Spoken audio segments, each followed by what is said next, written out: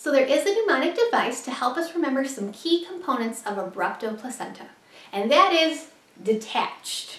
Okay, so D stands for the dark red blood. That's what we expect to see. E is for extended fundal height, so we'll notice that on assessment. T is for trauma, so the most common cause is trauma, so either like a car accident or some sort of domestic violence situation, right? A is for abrupt pain. So all of a sudden, right, it's detaching, that's causing a lot of pain, it's causing those non-stop contractions, it hurts. C is for concealed bleeding. So they're not all that obvious, bleeding coming out. Sometimes it's kind of trapped behind the placenta.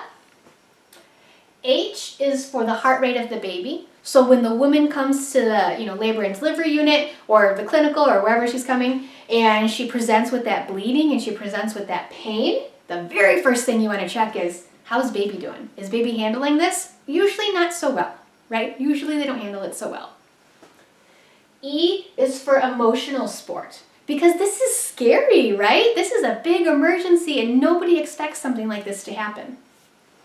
And then D is for delivery. Delivery is our #1 intervention in this situation, right? It's the safest thing to do is to deliver this baby to help save mom and to help save the baby.